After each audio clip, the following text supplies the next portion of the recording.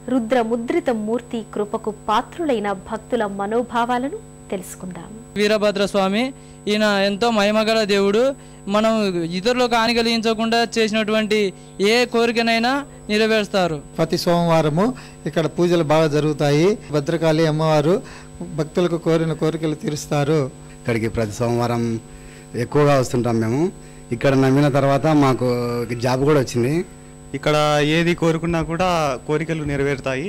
వీరభద్రస్వామి 260 అంశాల్లో ఇది ఒక రూపం. వీరభద్రస్వామి అన్ని 260 అంశాల్లో వీరభద్రస్వామి వచ్చేసి చేతులు చాలాగా ఉంటాయి, 4 చేతులు. కానీ ఇక్కడున్న వీరభద్రస్వామికి ప్రత్యేకత ఏమిటంటే 2 చేతులే ఉంటాయి. బ్రహ్మంగారి ప్రతిష్ట కాబట్టి ఇక్కడ విశేషం ఏమిటంటే 2 చేతులుగానే ఉంటాడు వీరభద్రస్వామి. వీరభద్రుడు భక్తుల పాలిట పారిజాతం, కష్టాలు కడతీర్చే కల్పవృక్షం.